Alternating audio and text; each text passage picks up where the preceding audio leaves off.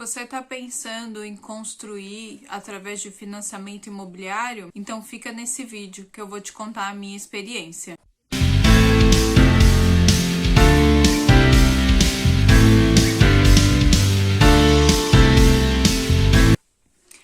Oi, eu sou Dani Milhassi e este é o meu canal. E hoje eu vou contar para vocês a minha experiência de financiamento habitacional. O meu financiamento foi o Minha Casa Minha Vida, que agora foi substituído pelo programa Casa Verde e Amarela. Eu andei pesquisando para passar para vocês as informações. Houve pouca alteração referente ao Minha Casa Minha Vida e o programa Casa Verde e Amarela, mas acho que o principal diferencial é a taxa de juros. O Casa Verde e Amarela agora está com taxa de juros menores e são taxas mais variáveis de acordo com a faixa de renda e com a região onde você mora. No programa Minha Casa Minha Vida, era uma taxa de juros única para todas as regiões e ela tinha variação assim de acordo com a sua faixa de renda também. Mas todas essas informações eu peguei no site do governo, tá? Ou no site da Caixa também tem as informações. Então, para contar um pouquinho da minha experiência, eu vou contar para vocês, vou acabar entrando um pouco na minha história, isso é normal, tá? Então, vamos lá, gente. Em 2014, nós adquirimos um terreno, e esse terreno era financiado com a imobiliária. Então, nós pagávamos parcelas mês a mês com a imobiliária. Esse terreno, ele não estava quitado, tá? Quando a gente entrou no programa Minha Casa Minha Vida. E aí, eu nunca quis construir, gente. Nunca foi meu sonho construir, tá? Só pra vocês saberem. Se fosse pra escolher, eu preferia uma casa pronta. Eu falava isso pro meu marido todo dia, desde que a gente se casou. Eu quero uma casa pronta. Vamos atrás de uma casa pronta. Era só isso que eu falava pra ele. Tanto que quando a gente assinou lá os papéis do terreno, eu falava, eu não quero esse terreno. Eu não quero. Eu sempre falava isso, sabe? Mas enfim, o terreno veio. E aí, em 2017, por aí, eu comecei a pesquisar sobre o financiamento Minha Casa Minha Vida. Só que eu não tinha entrado muito no financiamento Minha Casa Minha Vida. Eu queria o crédito imobiliário da Caixa, financiamento da Caixa para compra de uma casa. Era isso que eu pesquisava. E aí depois, acho que em 2018, mais ou menos, 2019, foi que entrou, acho que foi até 2017, não sei dizer a data, que eu achei o terreno mais construção do Minha Casa Minha Vida. Então eu falei, agora pode ser que eu queira construir, então vamos atrás disso. Aí fomos em empreiteiro, fomos em imobiliária, fomos em vários lugares para pesquisar sobre o assunto. E aí a gente pesquisou bastante tudo, só que todas as simulações que a gente fazia tinha que dar uma entrada muito alta e a gente não tinha dinheiro para dar entrada. Não tinha como. Eu queria um financiamento sem entrada. A gente falava isso. O primeiro requisito é sem entrada. Só que como na época eu não estava trabalhando, só tinha a renda do William, do meu marido, aí ficava uma entrada enorme para dar, era coisa de 10, 15 mil de entrada, sabe? Coisa que a gente não tinha mesmo. Então eu já tava desistindo de novo. E aí a gente encontrou um cara de uma imobiliária que foi referência de um familiar e fomos conversar com ele. Aí ele esclareceu tudo pra gente, nossa, ele falou tudo, detalhe por detalhe, como que funcionava e tal. E a gente queria muito fechar com ele. Era, nossa, a gente vai fazer com você, de todo jeito. Aí a primeira pergunta que se faz, vocês têm nome limpo? Não, a gente não tinha nome limpo. Tanto eu como o William, a gente tava com o nome sujo. Então tá bom, né? Então vocês precisam limpar o nome, é o primeiro passo. E aí no fim a gente conseguiu quitar o nome. Só que eu ainda não estava trabalhando. E aí em 2019, nós entramos em contato com ele novamente. Falamos, olha, a gente quer entrar no financiamento e tal, a gente quer fazer com você. Aí ele falou, olha, não tô mais na imobiliária e tal, não tô mais mexendo com isso, mas eu posso te indicar um correspondente da Caixa e uma construtora para fazer todos para vocês, eles trabalham como a gente e tal, mesma técnica. A gente falou, beleza, fechou. Aí quando a gente foi ver, eu tinha começado a trabalhar. E aí, só com a renda do William ainda não tava dando, porque a a entrada ainda estava muito alta. Então, eu comecei a trabalhar e aí a gente esperou aqueles 3 meses, porque a Caixa exige pelo menos 3 meses de olerite para comprovar lá a renda e tal. E aí deu certo. Passou 3 meses, a gente conseguiu tal, e aí em setembro de 2019, nós fomos até uma correspondente, enviamos toda a documentação e tal. 2 dias depois, ela mandou a resposta dizendo que a nossa carta de crédito tinha sido aprovada, de acordo com o valor que a gente tinha simulado, sem entrada, tudo certinho, bonitinho, com um subsídio bom, né? E que era só ir atrás da construtora e fazer todo o procedimento. Só que ela falou, essa carta de crédito ela tem validade até dezembro de 2019. Aí a gente fala, dezembro tá aí, a gente já semana que vem a gente já assina com a Caixa, na nossa mente, né? Porque aí a gente foi na construtora, assinou com a construtora, conversamos com a construtora, tudo bonitinho, gostamos, tal. Aí precisa do alvará na prefeitura, precisa da planta na prefeitura e tal, a gente acertou tudo e tal. Aí já aviso vocês, se vocês querem entrar no financiamento e tal, nesse programa, ou qualquer construção que seja da sua casa, já prepara aí no mínimo 10 mil só de documentação. Porque vai no mínimo uns 10 mil reais só de documentação. É entre planta, entre registro na prefeitura, registro no SAI, registro no CPFL. Então, é uns 10 mil no mínimo, tá? Só de documentação mesmo. E aí, enfim, foi toda essa demora e a gente teve problemas com o cartório, atraso no cartório, problema com o registro da rua, porque no registro lá pra Caixa aparecia que tinha um nome na rua e no cartório lá a matrícula saía com um número na rua, não tinha nome ainda. Então eu tinha que pedir alteração na prefeitura, pedir alteração no cartório e tal. Eu sei que foi um atraso atrás do outro, e aí foram várias matrículas que tinha que se ir renovando lá com a Caixa, porque a matrícula do terreno ela tem validade de 30 dias. Então você emitiu a primeira matrícula e não usou nesses 30 dias, né? Mandou para a Caixa, mas não foi lá e não assinou o contrato e tal, você vai ter que emitir outra e tal.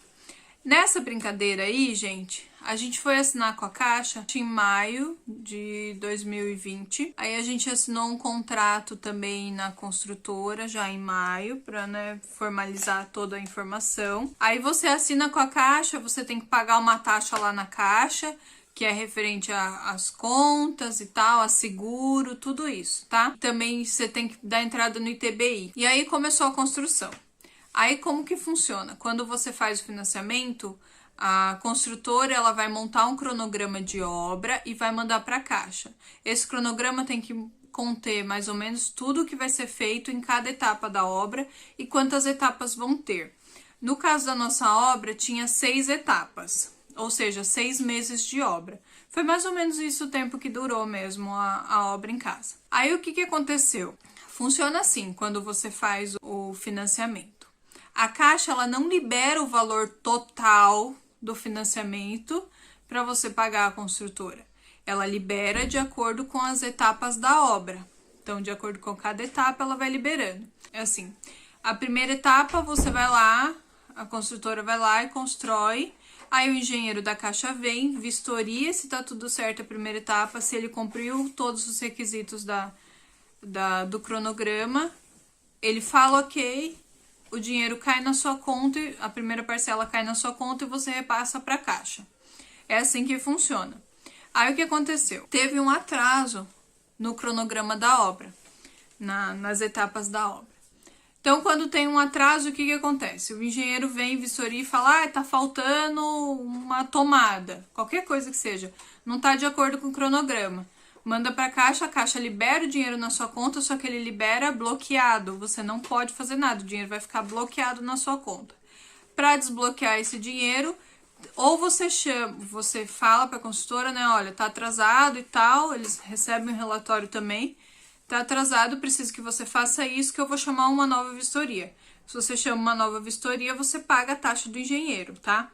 ou você fala para a construtora, ó, libera tudo aí, só que o dinheiro tá preso, você faz a outra etapa também, e quando o engenheiro vier o próximo mês já vai liberar 2 parcelas. No nosso caso, a gente teve um problema com o cronograma, como ele estava muito errado, muito em atraso, porque foi um cronograma que foi feito lá em setembro, quando a gente liberou a carta de crédito.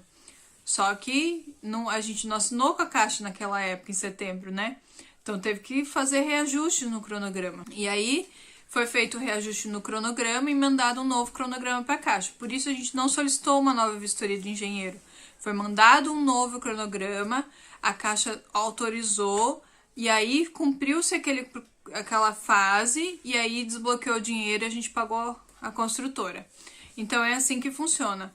Todo mês, cada fase vai sendo feita, terminou a fase, o engenheiro vem, vistoria, tá tudo ok, libera o dinheiro, a gente repassa. Sempre cai na conta do cliente, nunca cai na conta da construtora nem nada. É a gente que repassa para a construtora, para o pedreiro, para a empreiteira, para quem quer que seja que a gente tenha contratado para construir a casa. E aí, durante esse processo e tal, teve bastante dor de cabeça e tudo, mas a gente levou, foi tranquilo.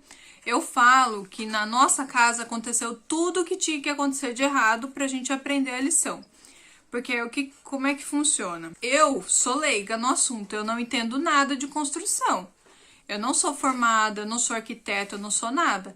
E muito menos de financiamento, gente, eu não entendo. Então, quando a gente ia pra construtora, quando a gente ia pra correspondente, quando a gente ia na Caixa, a gente falava, olha, me explica tudo porque eu não sei nada, eu não entendo dessas coisas, eu preciso que você explique cada vírgula.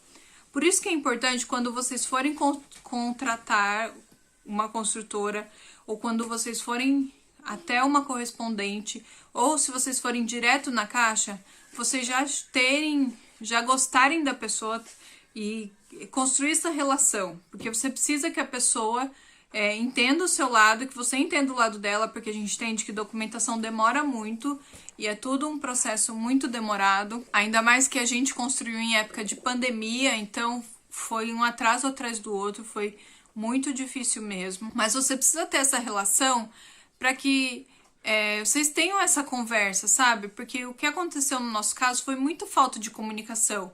A correspondente não conversava muito com a gente, a construtora não conversava muito com a gente, era só quando a gente perguntava ou só quando eles tinham algo para questionar a gente. Então, acho que faltou um pouco de comunicação entre a gente. Acho que foi por isso que ocorreu várias falhas durante o processo de construção. Mas, enfim, coisas passadas e aí foi isso.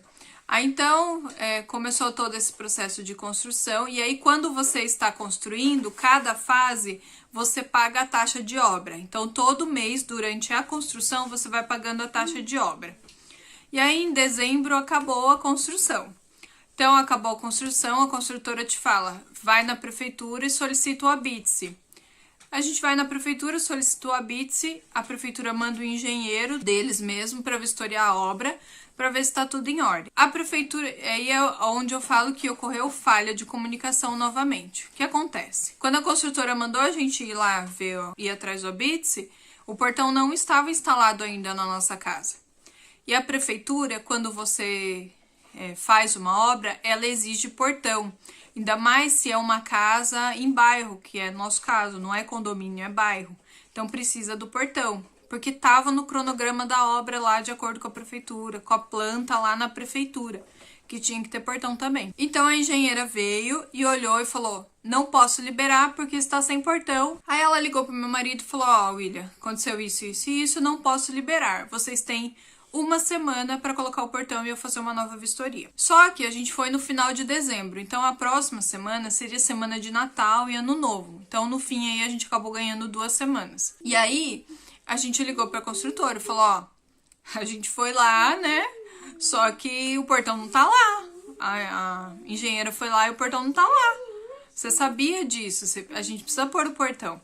Aí foi-se 2 semanas aí em busca do portão. Finalmente foi colocado o portão, a engenheira veio, liberou o habite-se, aí o habite-se foi rapidinho. Na outra semana já estava pronto, que a outra semana era janeiro. E aí, depois que libera o habite-se, você precisa da averbação de construção. Toda essa documentação, ela vai para a Caixa, por quê? Quando termina a obra, a última parcela, ela fica presa, a parcela de recurso, né? A parcela pra gente receber. Ela só é liberada depois que você apresentar toda essa documentação. Tanto a aprovação do engenheiro da Caixa, dizendo que a casa já está pronta, como o ABITS e a verbação de construção. E para você fazer a verbação de construção, você precisa do ABITS. É uma coisa casadinha com a outra.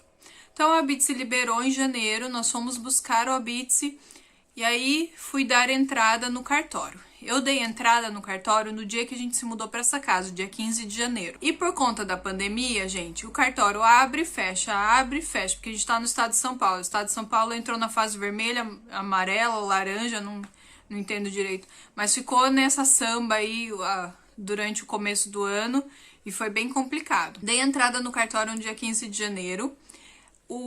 A averbação só foi ficar pronta no dia 6 de abril. 6 de abril. Aí você vai falar, ai Dani, qual que é o problema? Esse documento, você já estava na sua casa, estava ótimo.